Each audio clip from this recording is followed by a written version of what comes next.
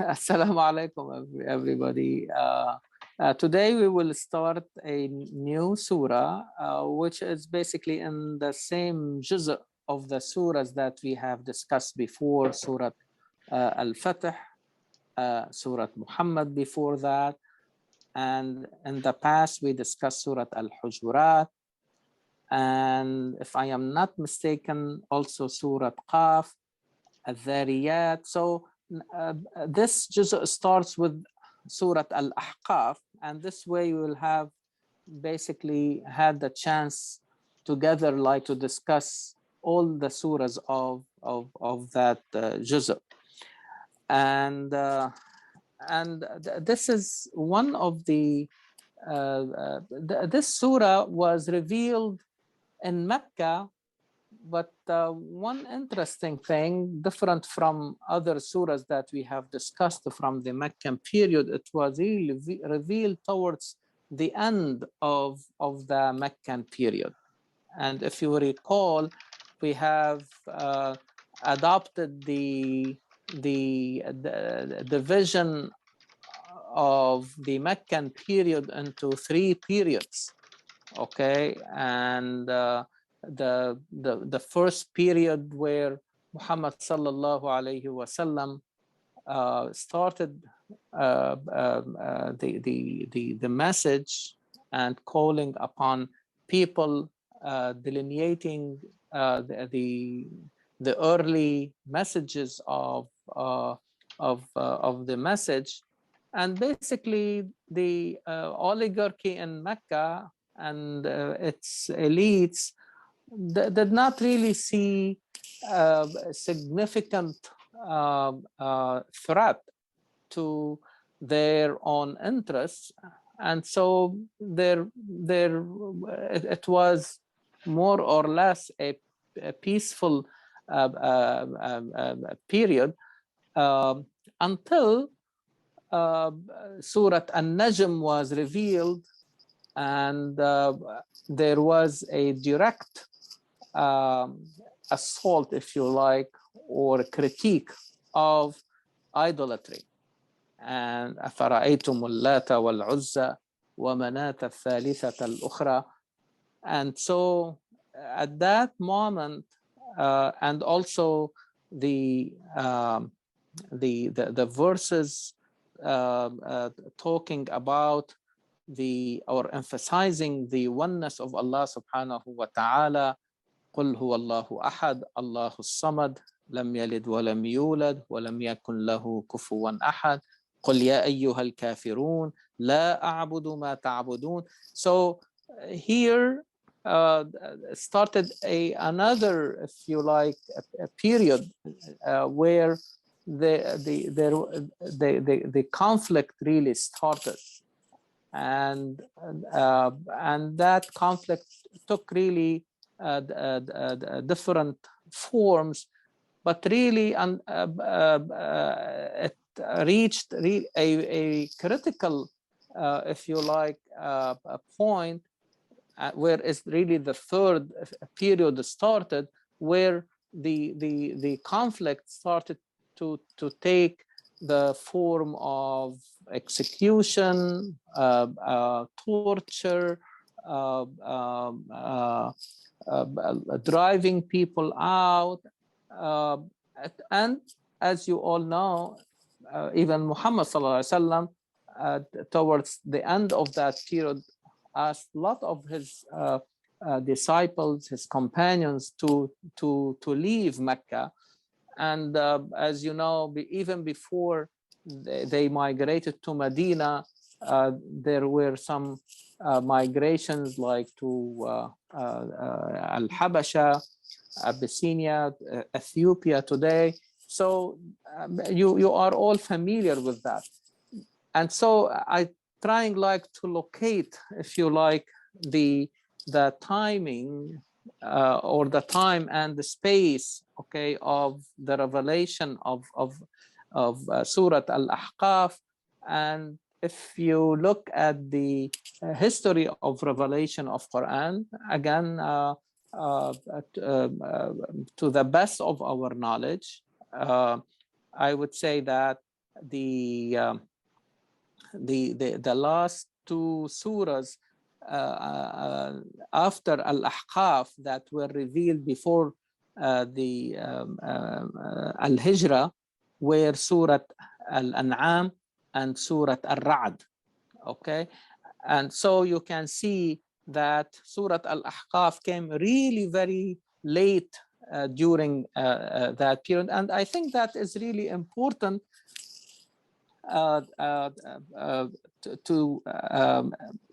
because as you will see, the surah focused on very important issues, and Brother Shakil, I think it may be a good time right now to share the diagram. And the surah is really composed of 35 ayahs, and more or less towards its center, you see verse number 19, where Allah subhanahu wa ta'ala says, وَلِكُلٍّ دَرَجَاتٌ مِمَّا عَمِلُوا وَلِيُوَفِّيَهُمْ أَعْمَالَهُمْ وَهُمْ لَا يُظْلَمُونَ. So verily there will be for all shall have their degrees in accordance with whatever they did, and so he will repay them in full for their doings, and none shall be wronged. If you really, I mean, aside from the how you can really translate that verse, but I think you can see two important things here at least, okay?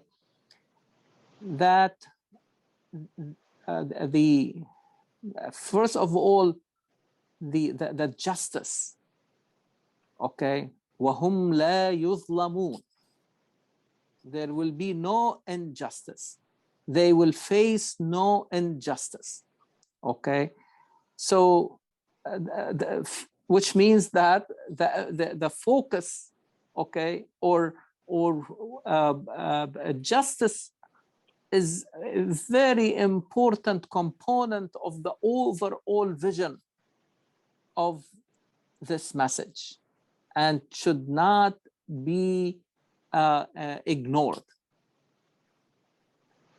And the second one is the emphasis on the truth. Okay, وَلِكُلٍّ دَرَجَاتٌ مِمَّا عَمِلُوا وَلِيُوَفِّيَهُمْ أَعْمَالَهُم. So it's a truth and justice. Okay, this message revolves around the truth. It's founded on the truth. It rotates around the justice, and it is based on justice. Allah subhanahu wa ta'ala is al-haq, the truth, and Allah subhanahu wa ta'ala is all justice, al-adl. Okay, so as we are discussing the surah, we should really not lose sight of that central theme.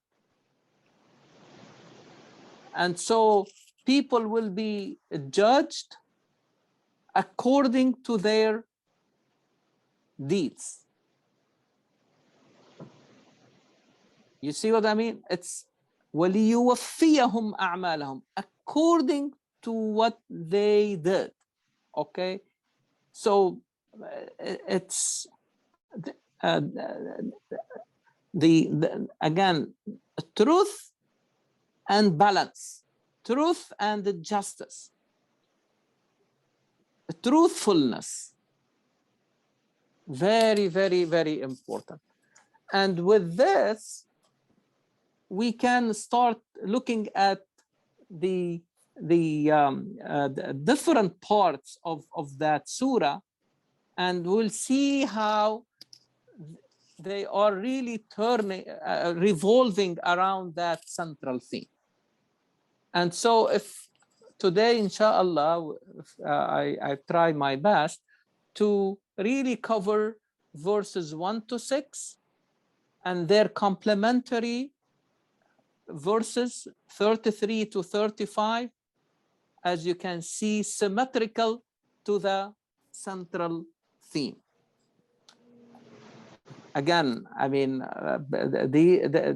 as I have said before, and I will repeat saying it, that these are attempts, okay, to understand, and according to our efforts, okay, and to get closer to the understanding of this surah. Please keep in mind that the surah in Quran is not a mere chapter. It is a construct. It is like surah literally and linguistically is taken from sur, which means like a wall, very well built wall. So it is an organic structure. Each part support the other in order to make it a very well coherent, okay, structure. And so the meanings that emanate from each construct, each surah in Quran, should really provide us with this type of coherence. And it is our job to seek and pursue that coherence, because the more I understand the structure, I will understand the function. Similar like to the understanding really in order to understand the function of an organ in my body, I have to understand its structure, okay? Let alone understanding how the whole body works, I have really like to understand really its structure. And over time, we were able as human beings to understand or get closer and closer to the understanding of how our physical body works based on the understanding of the structure. And you know how, I mean, like you can understand it grossly, and then the way it looks from the outside, and then you can go deeper and deeper anatomically, and then you can go even deeper to the basic unit, which is the cell, and understand it really even at the genetic, not only the biochemical, but also at the genetic level.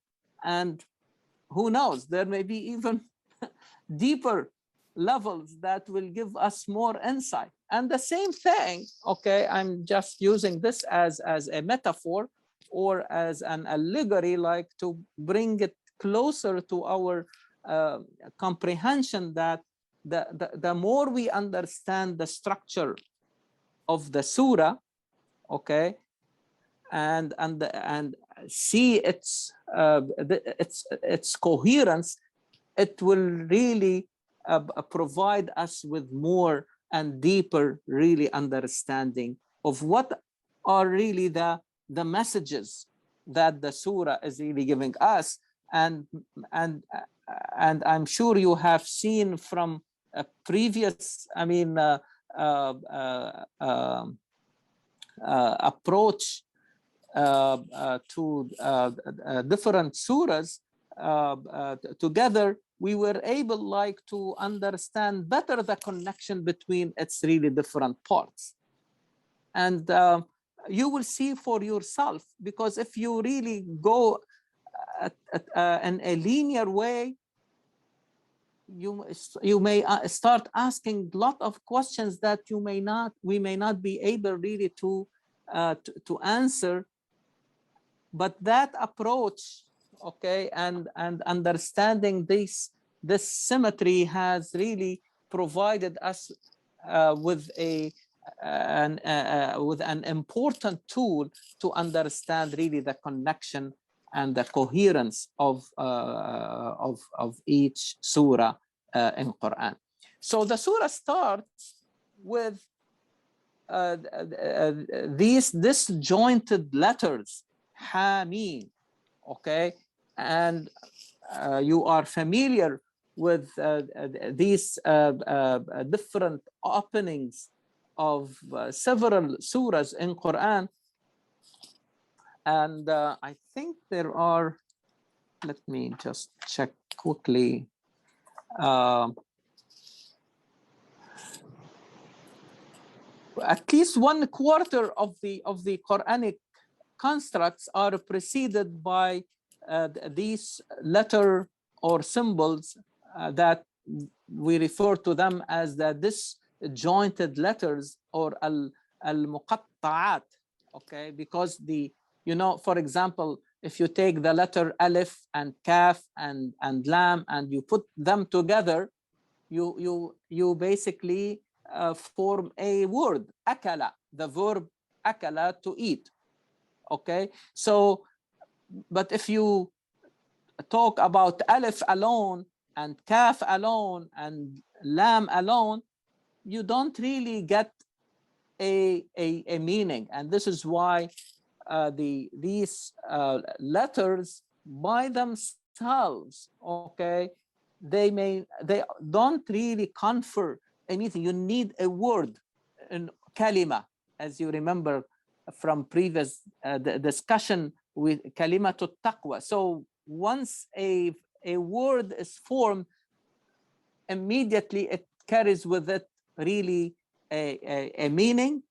And as we have said before, these singular words should be understood in Quran within their location in the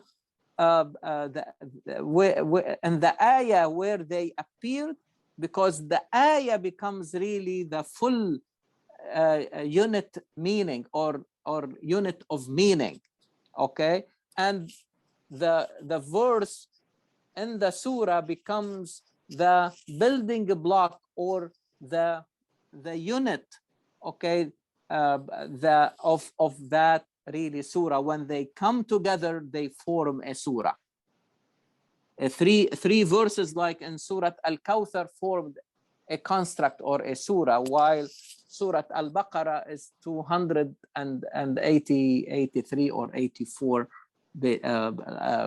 verses. Again, when they come together, they form a construct. So again,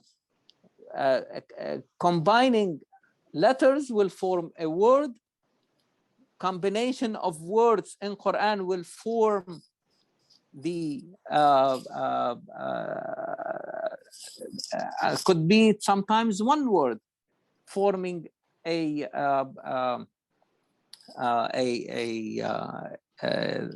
basic unit, which is the verse, and a group of verses will form really the construct, and the combination of all these constructs or surahs will form Al-Quran. So another one important observation made by really early and late commentators and scholars studying Quran, that almost invariably, okay, when you see these letters, okay, there is immediately mention or talk, Quran is talking about Quran. As in this surah, you can read with me the second verse, تنزيل الكتاب من الله العزيز الحكيم. Now, as I said, letters by themselves don't confer really meaning. So they remain symbols.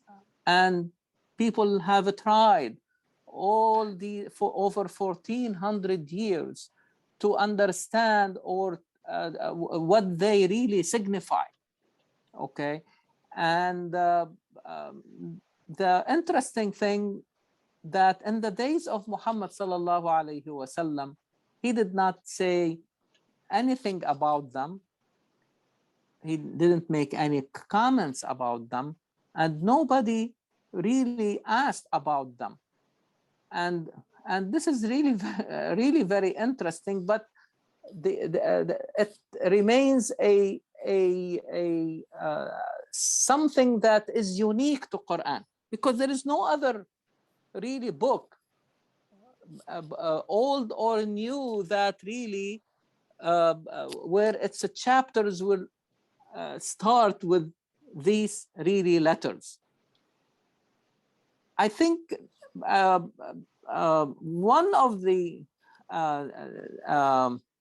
significance, if you like, or what is the wisdom behind really this special or unique Quranic style is really to remind the readers that this Quran is made up of these letters. And from these letters, Quran with all its treasures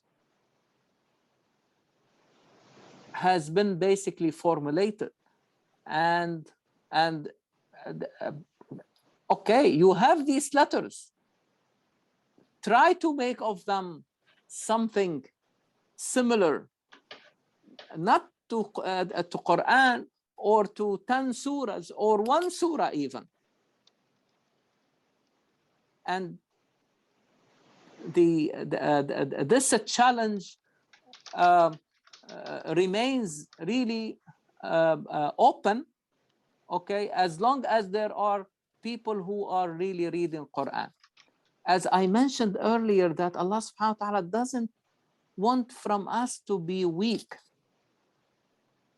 And He is not really challenging us to show that that we are we don't have that capacity. But the challenge here is to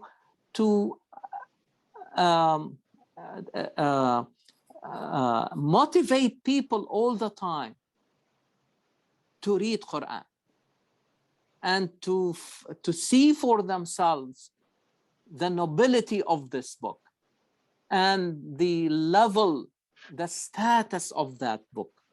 That this book is not the authorship of Muhammad alayhi salatu wasalam or any human being, but Allah subhanahu wa ta'ala is the author.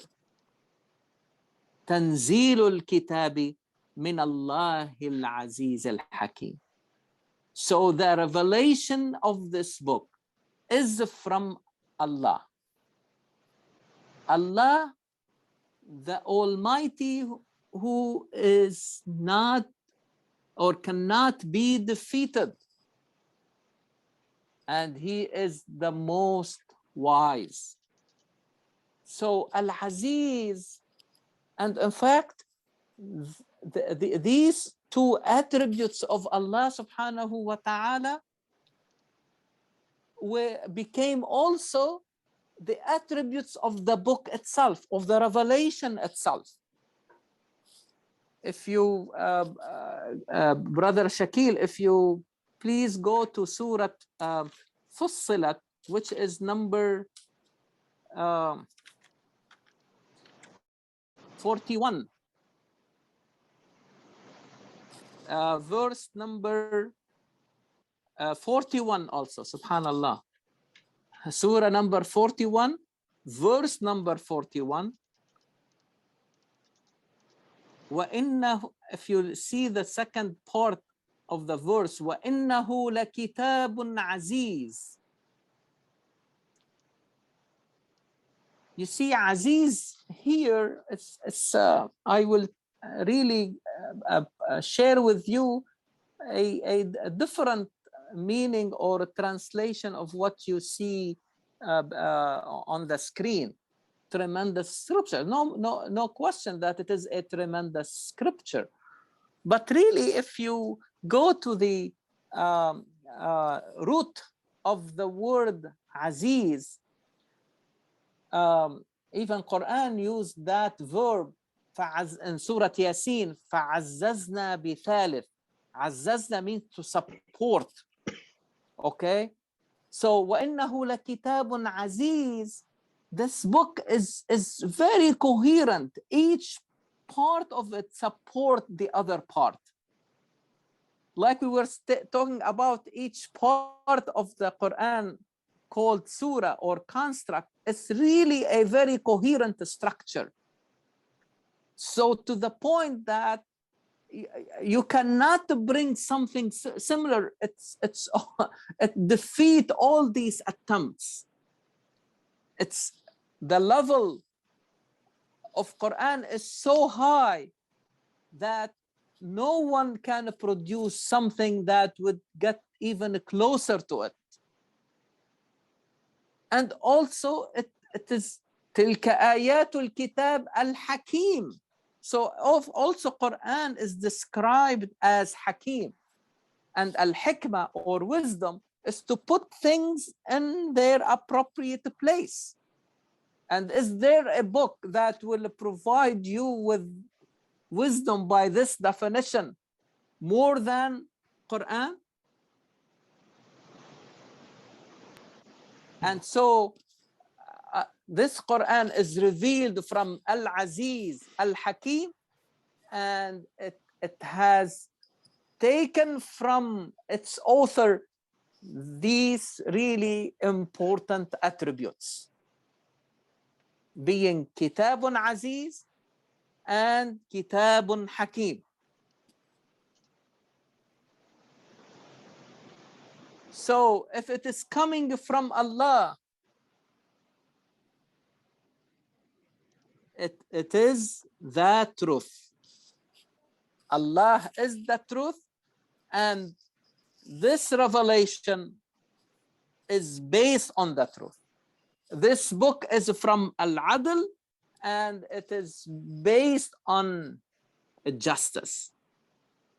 وَتَمَّتْ كَلِمَةُ رَبِّكَ صِدْقًا وَعَدْلًا.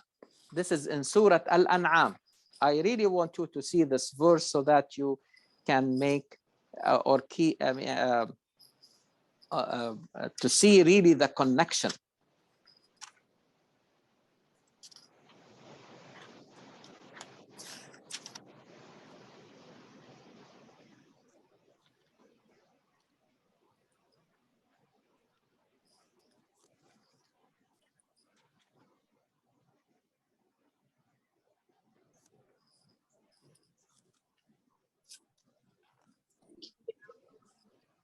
Just give me a second. Yeah. Verse number 115. Surah Al-An'am, which is number 6.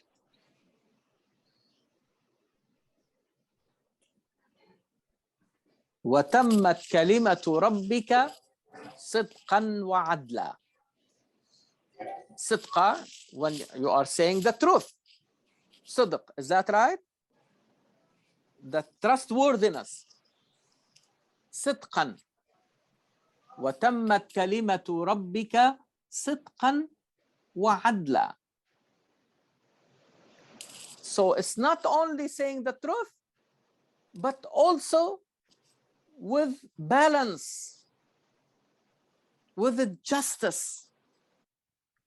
And this is very important really message for us. Okay. Always seek both. Because sometimes you may say the truth, but it may not be the most just thing. Give you an example, and we have mentioned it before. Backbiting, al-ghiba. By definition, you are saying the truth about your brother or sister. But it's not just. That is not just. Why it is not just? Because it will really cause disturbance in the society. It will really disrupt the fabric of the society. And this is why Quran said this is very disgusting thing, as if you are eating the flesh of your own brother. أَيُحِبُّ أَحَدُكُمْ أَنْ يَأْكُلَ لَحْمَ أَخِيهِ مَيْتًا فَكَرِهْتُمُوهُ. I mean, I would say this is the quickest answer that I can see in Quran. He did not even leave it for us to answer that. فَكَرِهْتُمُوهُ. It is very clear. You hate that. It is very disgusting. The same way al-ghiba is disgusting. Although you may be saying the truth, but you have always to ask yourself, is that truth going to benefit? Or it will really like cause damage? And this is why, okay, truth and justice go hand in hand. And remember, what is the central theme? وَلِكُلٍّ دَرَجَاتٌ مِّمَّا عَمِلُوا وَلِيُوَفِّيَهُمْ أَعْمَالَهُمْ وَهُمْ لَا يُظْلَمُونَ.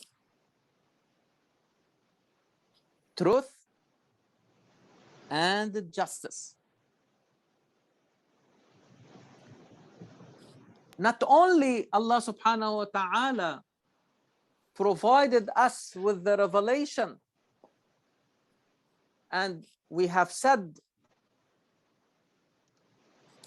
and that was in response to a question from Dr. Rabia. And when she asked, like, in a few words, what is really the function or the objective of Quran? And I said that it really, the main objective is to inform the direction of our actions. We need the revelation. The same way we need the universe around us, because the universe informs us about the action that we have to take. Are our actions working or not? But if my action works, I want to know, is it working to the benefit of the people? Is it really achieving good objectives, or it is taken a different direction? And this is why we need both. We need the universe to make sure as a reference for our actions. I build a bridge or a facility. Structurally, both are fine. Okay, I build, as I said, a facility, and structurally from the architecture, the civil engineering part of it, the electricity running through it, everything is fine. And the universe validated that because you followed the rules and the laws that govern this universe, okay? And you were like the universe validated that it is working. But then the question, for what reason I am using that building. I can make it a company, or make it like a church or a masjid. All these are really good directions. But if I make it a bar or a casino, there is something wrong. This still, the building is fine as an action, but when it comes to the direction, it's something else. And Quran is full of these examples. Take, for example, the fruits like dates and grapes. Allah subhanahu wa ta'ala said, you can make of them alcohol or a good sustenance. Immediately, Abu Bakr radiallahu anhu realized that these are not the same. And that was the first time Quran talks about alcohol. But on the face of it, it doesn't look that he's saying alcohol is wrong and you should not. But immediately Abu Bakr realized that alcohol is not the same as good sustenance. رزقا حسنا ومن ثمرات النخيل والأعناب تتخذون منه سكرا ورزقا حسنا. Please, I really want every one of us to command, to be able to not only to understand, but to express that, because it is very helpful in answering so many questions. How many times people ask the question, is this halal or this haram? And we give, or we hear these blanket ruling on these things without really asking the question, in what direction we are using this or that. And when we answer that question in this way, you find that it boils down so many things, and almost anything in this life can be given the direction of falsehood or the direction of the truth, the direction of good and the direction of evil. The knife that you use to cut an apple, the same tool, unfortunately, can be used to injure or even kill somebody. You see, you are what is the difference? The direction. But the cutting is cutting. And the universe will validate that action. The universe doesn't know about direction. It is really built in a way and under the command of its author, Allah subhanahu wa ta'ala, to respond to our questions. And actually, and this is how we act in this universe, by asking questions. And the universe will answer if the question is right. If you don't find an answer, don't blame the universe, but to blame yourself. If I am doing an experiment in the lab, I did not get results, I will not say, oh, the universe is wrong and my hypothesis is still right. No, you have to change your approach. You have to redo the experiment. And if after redoing it, it gives you the same answer, it means that it is not working. Your hypothesis is not right.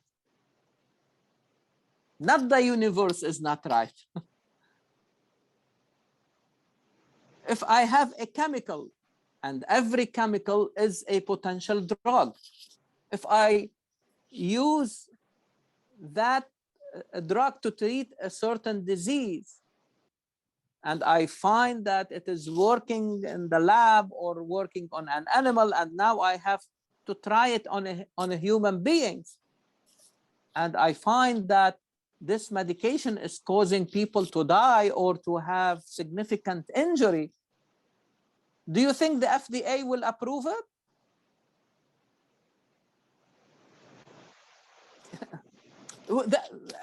Even when the drug, sometimes it is released for clinical use, and so larger number of people are using it, now they realize that, oh my God, we are seeing more side effects, more significant side effects, or some people may be dying. What does the FDA do?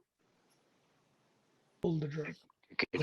Withdraw the drug from the market.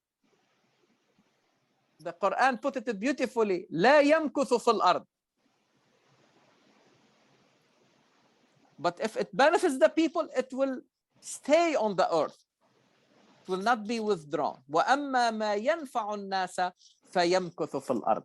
And this is one of the best definitions of the truth. If you want to know if something is right, see if it will benefit the people. I will challenge anyone to give me a definition of the truth the same way Quran gives us the definition of the truth. كذلك يضرب الله الحق والباطل فأما الزبد فيذهب جفاء وأما ما ينفع الناس فيمكث في الأرض. And this is from Surah Al-Ra'd, which was the last surah revealed in Mecca. Let me give you the reference for this. Surah number 13.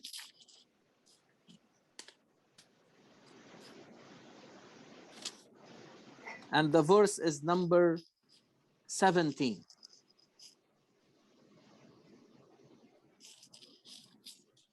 And I want you to to focus on the second part. كذلك يضرب الله. 17.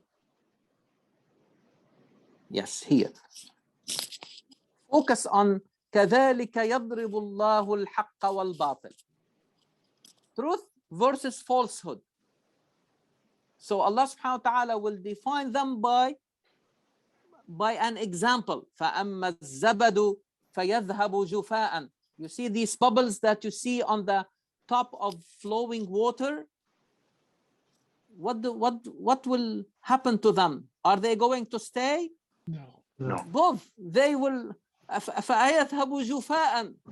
They will go away. This is the similitude of falsehood. Falsehood does not, no matter how big it may become, it will not stay.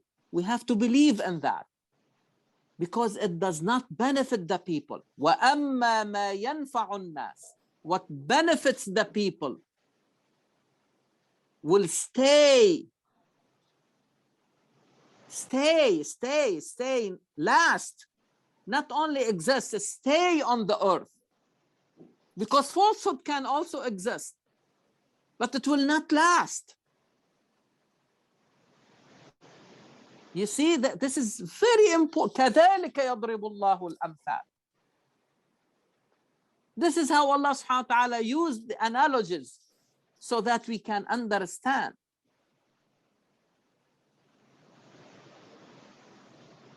Benefit.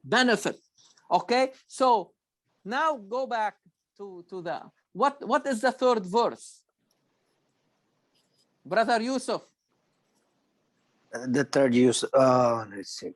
ما خلقنا السماوات والأرض وما بينهما إلا بالحق. بالحق. You see the al-haq. So the heaven and earth, which is the universe. وما بينهما. This is the whole universe.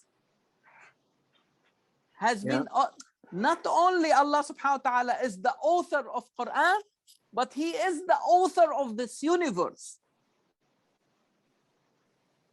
and it was built on the truth.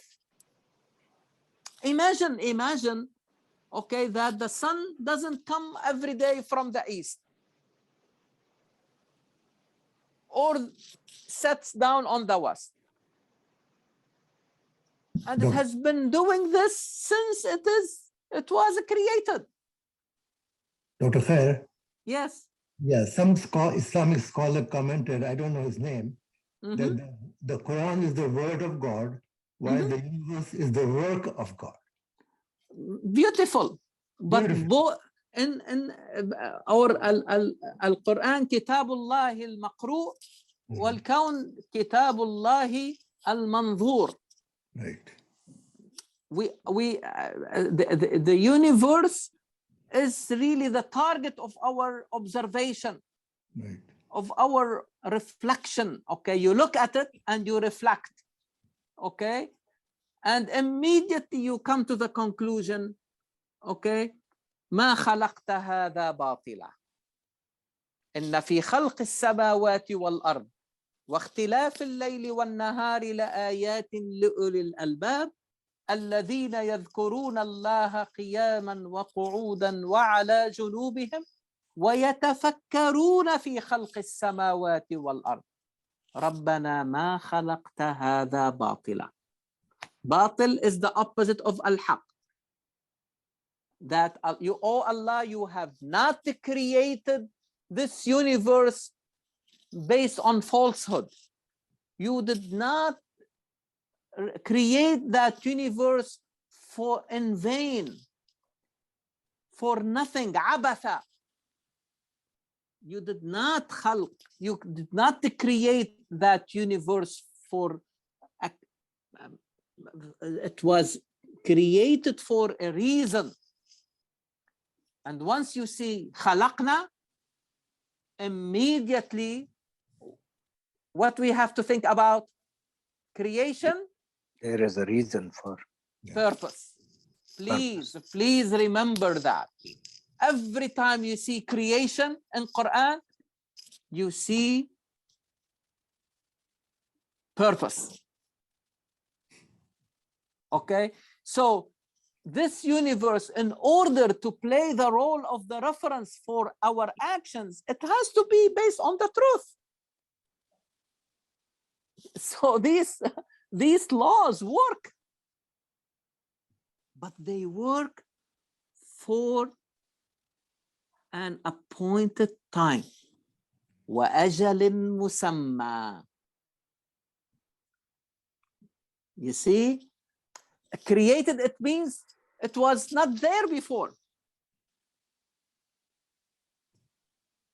So at one point, Allah subhanahu wa ta'ala خلق السماوات والأرض في 6 أيام. And even today, physicists, okay, especially those who are really specialized in the Big Bang or Big Bangs, okay, they came to the realization that there is a very, very, very, very small fraction of a second that is not accounted for, which means that there was one time when the universe was not there, and then it started. And time is event. Time became realized in the minds of the human beings in the form of an event. You cannot talk about an event without time. You cannot talk about time without an event. Something had to happen, a happening. Time is a happening. I'm talking about physicists, not me.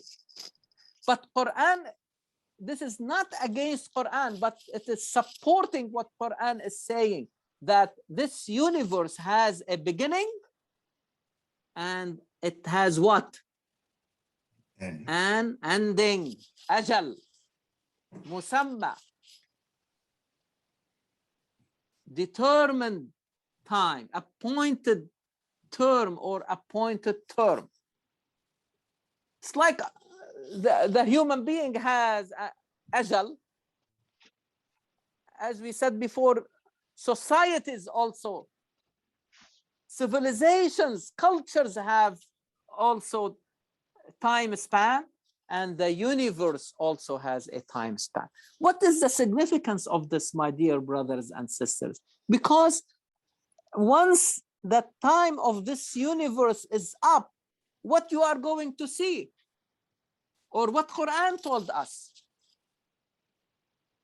you will see إذا الشمس كورت, إذا السماء انفطرت, إذا السماء انشقت.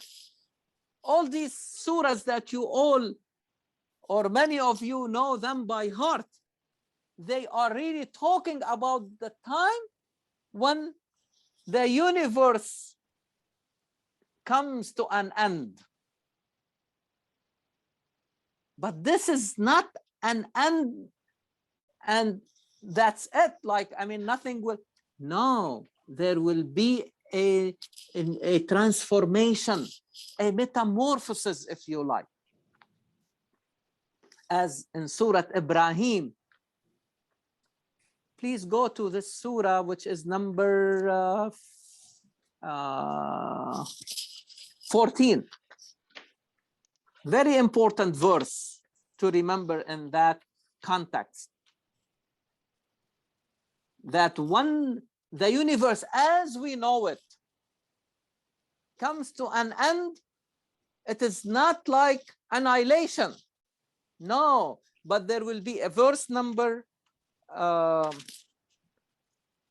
48. But there will be a metamorphosis. We will enter into a new creation.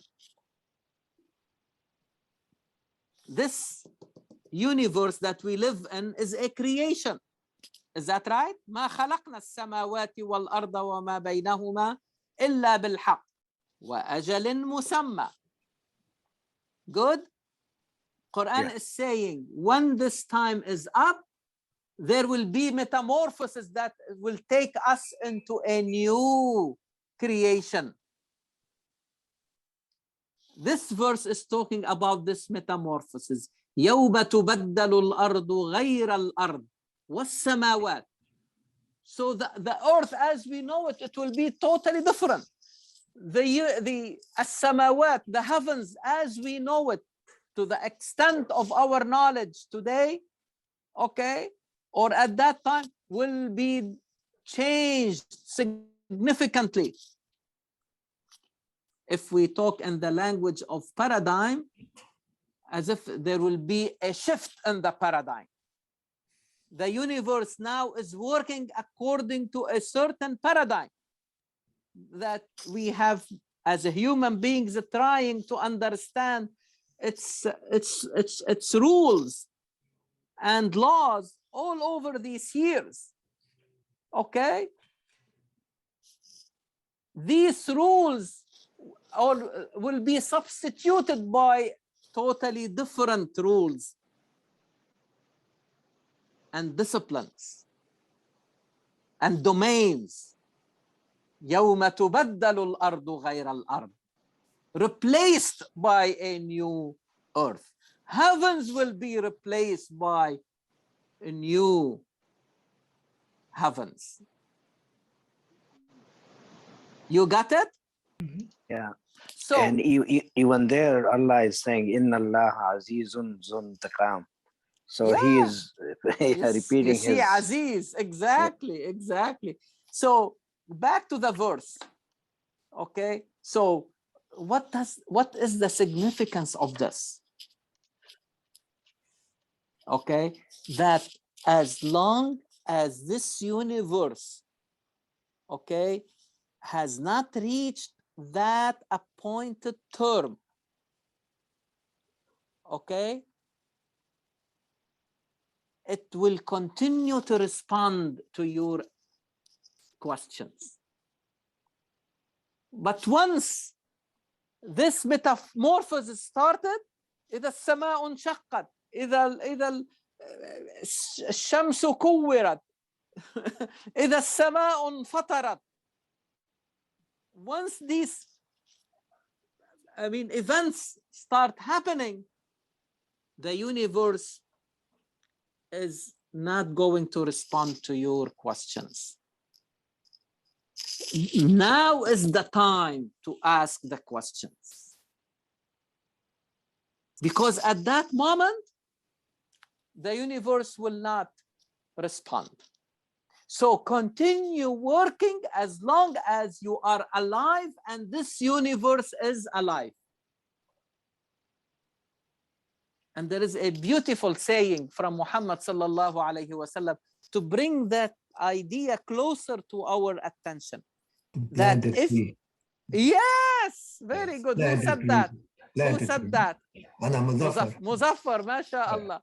إذا قامت الساعة وبيد أحدكم فسيلة واستطاع ألا تقوم الساعة حتى يغرسها فليغرسها. If you have a plant,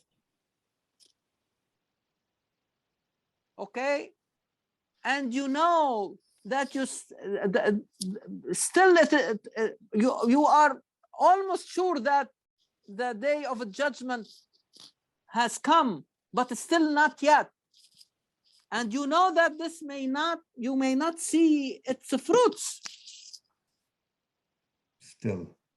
still go ahead. And so, as if Muhammad sallallahu alaihi wasallam is saying, continue working, planting, nurturing till the last breath. Because when we die, as if our qiyamah has come. Is that right? Because we are not anymore there able to work. So either we will leave, or that universe will stop working for us. That reference of action will not be anymore. There is nothing to validate if we are doing the right thing or not, if our actions work or not, let alone the direction. If there is no action, you don't talk about the direction. We talk about the direction if there is an action. Make sense? Mm-hmm. Yep. Yeah. You see, it's very important, my dear brothers and sisters, that to realize that Allah subhanahu wa ta'ala provided us with these two important references. The universe to inform our actions, making sure that they work. And this is not necessary, but not sufficient. We need another reference, which is the revelation, to provide us with the direction. Now, the human being is created, is that right? Yeah. The human being is created also by Allah subhanahu wa ta'ala. So he did not leave us without a providence, without resources. Look in Surah Al-Baqarah, and we have said this before, but now it is important to connect. The first, part of Surah Al-Baqarah, verse number 29.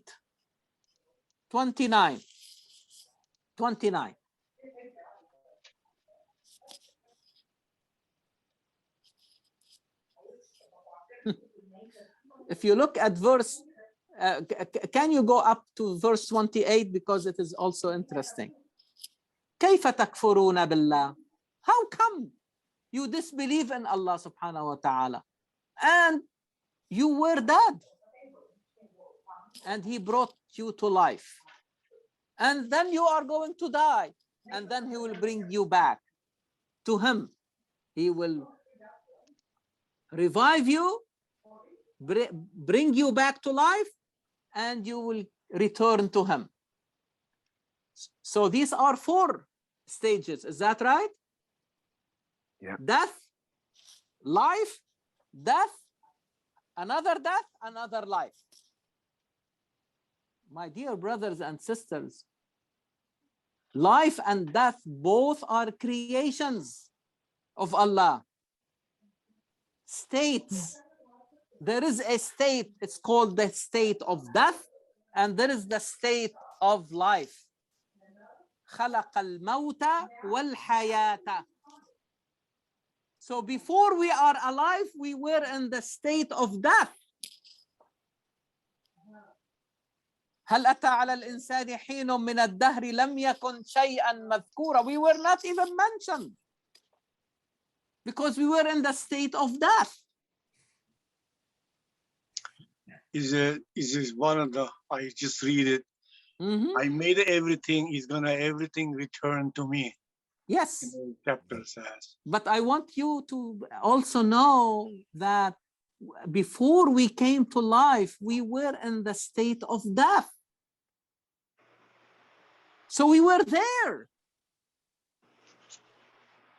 You see, we were there, but not mentioned.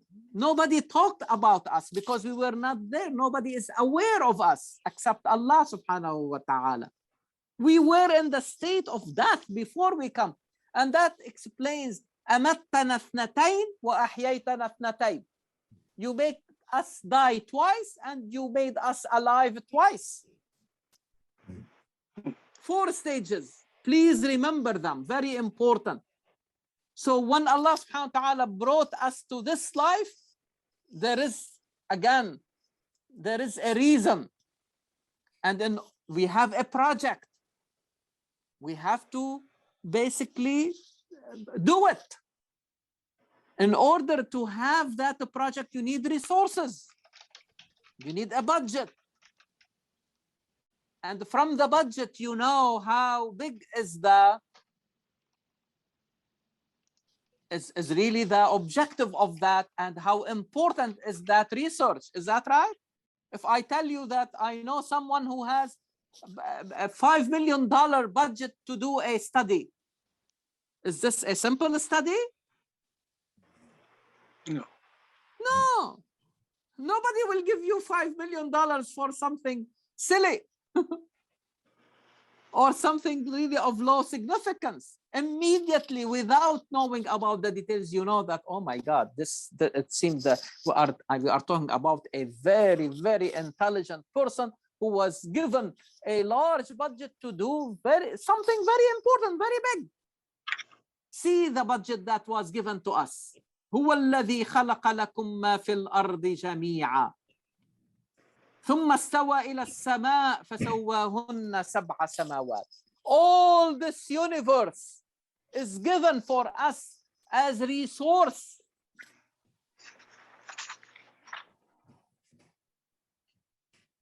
To do what? Next verse.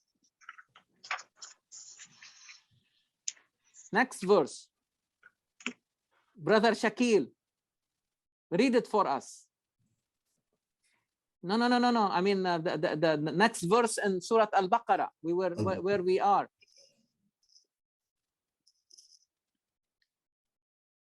Go down. Yes, here. One more verse. The next verse. وَإِذْ قَالَ رَبُّكَ لِلْمَلَائِكَةِ إِنِّي جَاعِلٌ فِي الْأَرْضِ what? Khalifa. This human being immediately is given that qualifier. You are entrusted with this resource, with this universe. It's earth and it's heavens. And look, إِنِّي جَاعِلٌ فِي الْأَرْضِ. Not عَلَى الْأَرْضِ. You are not above that earth. You are in that earth. You are not superior to that earth. And you say, I can do whatever I want. No, you don't own it. You are not superior to the earth or the heavens or this universe. How many times we hear conquer the universe? Why you want to conquer? You conquer an enemy. The universe is not your enemy. The universe is your friend, is your relative. كلكم لآدم وآدم من تراب. We all belong to Adam. We are all descendants of Adam. Khalifa. And Adam في الأرض. إني جاعل في الأرض وآدم من تراب. We are from dust. So you see how close we are to the earth, to the universe. Don't conquer it. Okay, you are not the center of this universe. You are entrusted with that universe. You are entrusted with everything you are given. Not to squander it and do whatever you like. And you see, this is very basic.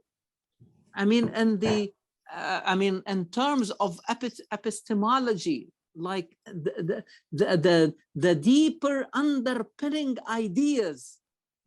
Okay, if you look at the universe being an inanimate thing, and you are a human being with life and everything, okay, and the brain and the ability to think and administer and all this, you think that you are superior to this universe. What will happen? I think that's why we are called vice regent on earth. No, forget about these words. And you are interested. مسخر or مستخلف على سائرها. You are created to be entrusted with everything in this universe. You have to preserve it, not to conquer it. Responsibility. You have to distribute fairly and we are the equitably. we are the Trustee on this earth. Right. And follow me what I am trying to say here, please. If you look at the universe as less than you, then you start looking at other human beings as less than you. You start to say, oh, these are barbarians. Yeah, they are really less than animals. They are like the stones that I can see around me. Then you justify their colonization. Then you justify their enslavement. Then you justify their genocide. You see where that it will take That's you? the wrong direction. Wrong direction. You got it, Shakil? Where is Shakil? I think he has to do Typing. something. Sorry. Shakil, I was listen just to typing, me. so- Did you listen to this? Yes, I did. I sure Very did. important. Yeah. You see, when you see colonization, genocide, I mean, these are the basic ideas that led to that. Yeah, I think you start with, that's the thing, like if you don't think that, you own the universe, or you can do whatever you want with them, then you start thinking that you own human beings, that you can do whatever you want with them. Exactly. And you justify it one way or another. Yeah. While what we are saying that you see this is very important. You are not better than anything in this universe. No. Each Imam Ali radiallahu anh used to say that in his view, there is no difference between the pebble and the mountain, because each one of them has its own function. Yeah. It has nothing to do with how big it is or small it is. Yeah. Each thing, he will be concerned about taking really the sustenance of an ant, and he will be accountable for it in front of Allah, before Allah subhanahu wa ta'ala. Exactly. Hazrat Umar, you see the vision. This is a different vision, a different paradigm. The paradigm that is based on that you are better than this universe and you can do whatever you want, versus no, I am entrusted. I will be asked why I did not pave the road for that cow or for that camel. I did not take care of the environment. Exactly. I did not take care of myself around it. Yes. Making it easier for other people around the world, not just thinking about myself. So and you think that you know more than anybody else, yes, or you're better than anybody else, then you start looking for fault in other people instead of their real true purpose in life, and you're trying to say that my way is the right way. I'm going to make everybody else to follow my ways. And that's where the problem started in the whole entire world. Exactly. So wars, you see, everything. yes, exactly. You see how important is the vision, how you order the world around you, how you see it, what is your outlook about this. There's big difference between looking at the universe as being built for you, and for you to be entrusted with all its resources, versus like you are above and you are the master in this universe and you are better than this or that. No, you are not better or less. Okay? Don't make yourself less. You see, don't make yourself less. You have a position different from the position of the universe. You see in this universe animals. You respect all of them, including the pig and the dog. You respect them. You don't eat the pig, that is a different matter. I don't eat also cats or lions. Okay, it's not a matter whether I eat or I do not eat. The respect is something different. It is created by Allah, who created me and created everything else. He created that for a wisdom, for a reason. If he asked me not to eat it, it has nothing to do with my respect and appreciation of that animal. I see the plants. They have a different role than mine. Don't go put yourself in a different category and forget about your role in this universe. You have a different role in this universe. I think that's why at the Bismillah, when we talked about saying that when you're sacrificing an animal for your sustenance, reason is that you have to think about that animal serving a purpose for you, not to gorge you or overeat or do all this stuff. It's for purpose. Yes, and that's huge. Like, you think about that. And if you see things going, and if you see things going over, you say, I will stop eating. Yeah. I will stop sacrificing.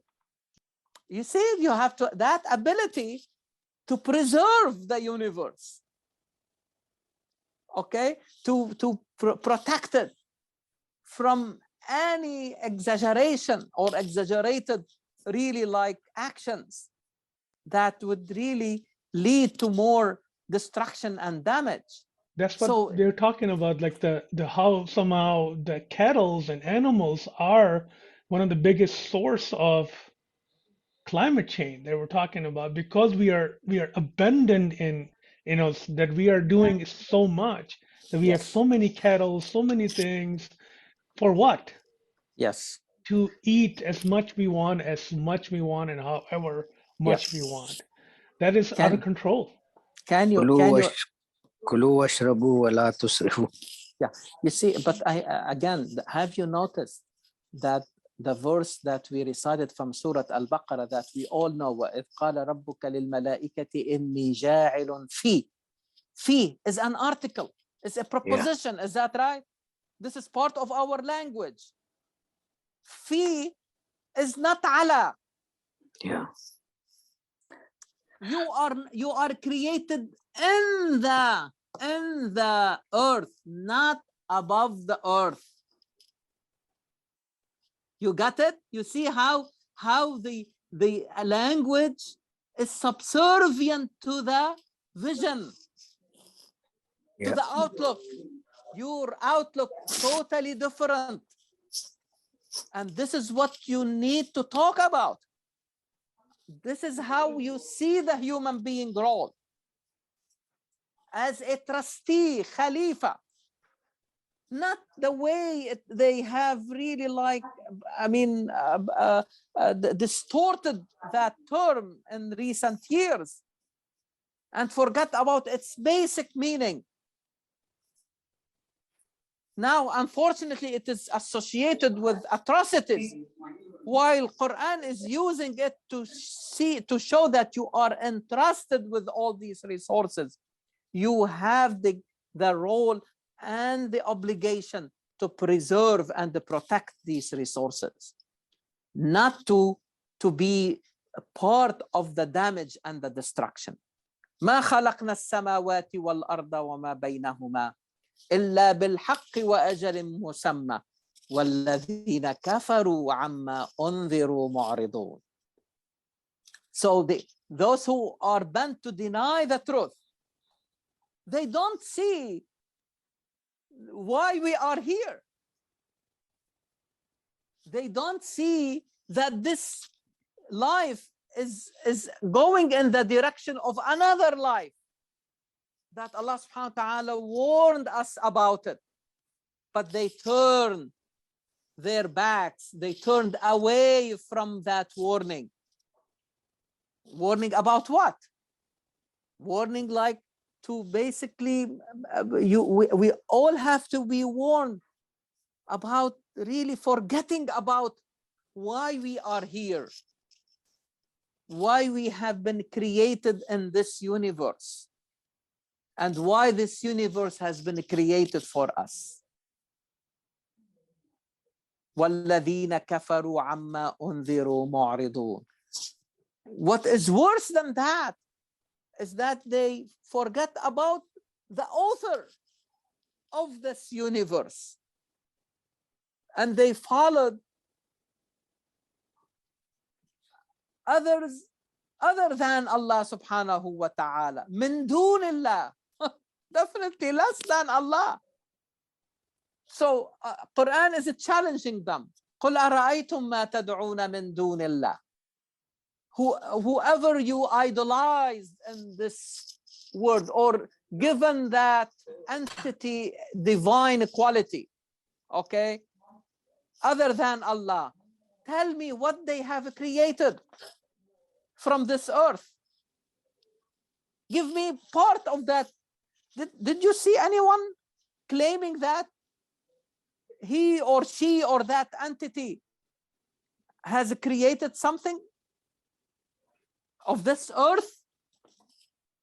Or they have participated in the creation of the heavens? أم لهم شرك في السماوات? They were sharing, or they have a share in these heavens. ائتوني بكتاب من قبل هذا. Okay, if you have a reference before the book I revealed, okay, show it to me. None of the revealed books before said anything other than what Quran is saying, that heaven and earth are created by Allah. أو أثارة من علم, or any vestige of knowledge. If you are truthful, if you are saying the truth, okay, but you are not, you are just claiming. You don't have a proof. You don't have anything to testify to the truth of what you are really claiming. وَمَنْ أَضَلُّ مِمَّنْ يَدْعُو مِنْ دُونِ اللَّهِ مَنْ لَا يَسْتَجِيبُ لَهُ إِلَى يَوْمِ الْقِيَامَةِ. Go, Allah subhanahu wa ta'ala say, go and ask those that you are ascribing divine qualities to them. These idols, whether they something that you have sculptured or a human being that you idolized, or an idea that, okay, go and ask them something. See if they can respond, and you can try that till the day of a judgment. And Quran told us about that, their status. This not and, this وهم عن دعائهم غافلون. This is referring to the state. We call it واو الحال, the واو of the state, not wa to mean and. No. They are asking, or they are praying to them, making go and make supplements, okay, to them, dua. And Allah subhanahu wa ta'ala, the people are making, they are praying to them, and they are really ghafilun. They are in a state of total unawareness, unconscious about you.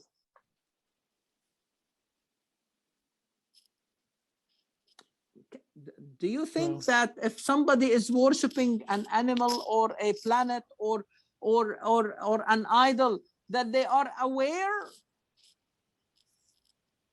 of them? No. So when you want to ask, you have to ask someone who is alive and aware. You see, هو الحي لا إله إلا هو فادعوه مخلصين له الدين. You call upon the one who is alive. I think alive and aware together. Aware. I think that's...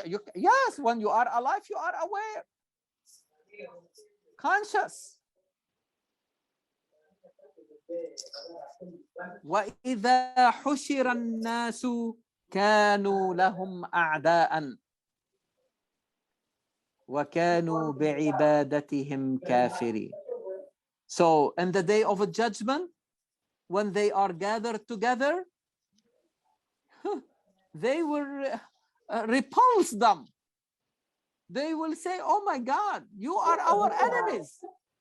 You were taking us, you were worshiping us other than Allah. And we are denying and rejecting your worship. You are not our friends. These false deities become enemies to those who worship them, and they will reject their worship. That's very simple. So how symbolic that is. Oh my It's God, like people, yes. like I think that, so like if it's something is not alive, there's those objects that we created, but people who are alive, if we make deities out of them or idols out of them, they will reject it, because they will say, I was doing whatever I wanted to do in this life, not I didn't mean for you to follow me, even though they might have said something that inspired you, but incorrectly. Yes. Yeah. So yeah, I mean, and again, I think once you understand your position in this universe, okay, and you say to yourself that where I am heading, I am moving, but where I am really heading, am I heading to something that is less, or to something that is higher? You see what I mean? The inanimate environment, animals, the plants are not above you or better than you.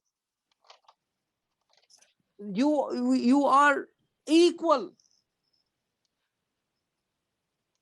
So search for the one who is higher. سبح اسم ربك الأعلى. Navigate towards the one who is al-a'la. You see, you see, this, I think we should call this the positive freedom. And the reason I'm saying positive, because you may free yourself of something and go to another prison. You free yourself from one prison and you may go to another. No, no, no. I want a positive freedom, a freedom that will elevate me, not to keep me in the same level or go to lower one. Islam is a positive freedom. Is the degree, if I want really honestly to give a definition that can be extracted from أسلم وجهه لله وهو محسن. Again, wa is not and. أسلم وجهه لله. You free your face from anything that comes between you and Allah. أسلم. And you come to him salim, qalb salim. You see, Islam, salim. You come to him free of anything. You exercise that freedom here in the state of doing good and better. Always bringing, taking the good to the better. Muhsan. You see, this is one statement. One thing is not two things. Not aslama and, no, no, no. Aslama wajhahu lillah, as you are doing good or bringing the good to the better. Elevation. When you bring something that is good and make it better, you're elevating it. Is that right? Mm-hmm. So you are elevating yourself towards Allah. You are freeing yourself positively from one position to a position that is higher, closer to Allah. وَجَاءَ رَبَّهُ بِقَلْبٍ سَلِيمٍ. You see? And I see it also in the term, in the Quranic term, وَأَنِيبُوا إِلَى رَبِّكُمْ وَأَحْسِنُوا لَهُ. جاء ربه بقلب منيب. Always looking at Allah as the Qibla. وَاتَّبِعْ سَبِيلَ مَنْ أَنَابَ إِلَيْهِ. If I want to follow someone, I have to follow somebody whose direction or Qibla is Allah. With a pure heart. Yes. So in other words, if I am following someone, I follow Muhammad sallallahu alaihi wasallam because he is what? His objective, his goal is Allah. Yeah. You see, if I obey him, I am obeying Allah. من يطع الرسول فقد أطاع الله. واتبع سبيل من أناب إليه. وأنيبوا إلى ربكم وأسلموا له. Let me show you this verse in Surah Al-Zumar. Beautiful, beautiful. Surah Al-Zumar number 39. Toward its end, verse number, not to the end, like 54.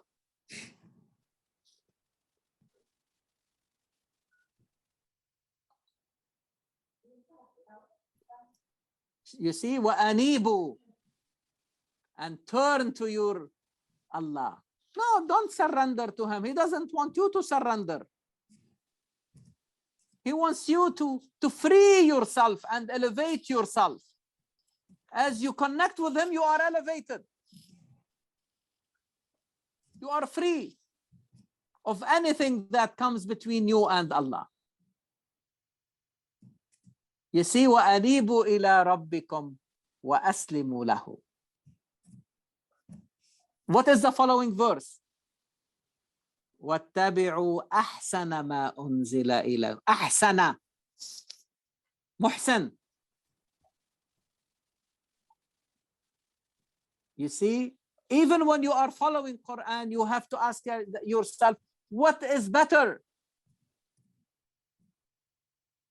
That thing or action that will bring me even closer to Allah. The believers, okay, يقيمون الصلاة. Is that right? على صلاتهم يحافظون. على صلاتهم دائمون. في صلاتهم خاشعون. Is that right? But المحسنون كانوا قليلا من الليل ما يهجعون. They don't sleep at night much. They are praying, asking Allah subhanahu wa ta'ala for forgiveness. وبالأسحار هم يستغفرون. This is أحسن. Is that right? You are following? The believers في أموالهم حق معلوم للسائل والمحروم. Okay? This is the minimum that they see the right, like a specified right in their money and their property for the poor. Is that right? This is the minimum, which is a zakat, if you like. But the muhsineen, Quran said about them what? وَفِي أَمْوَالِهِمْ حَقٌّ. He did not say ma'loom. Open. The ceiling is the sky is the limit. They go the extra mile. Yes, exactly. أحسن. اتبعوا أحسن ما أنزل إليكم من ربكم. Ahsan word is it means give you motivation, and it doesn't stop you at one place. It's a movement. Very good. Movement, exactly. Movement, very dynamic. Exactly. Very dynamic. Because every level you reach, there is something higher and better. Yeah. So it will motivate you to free yourself from that state that is good to something that even better. Yeah. Okay. Do you shall we stop here, Shakil? I think we should. Okay, we'll stop here. Inshallah, next week we'll go to the corresponding symmetrical verses, and you can see how they really complement what we are talking about today. Inshallah. Inshallah. Thank you very much. Thank you very much. Thank you so much.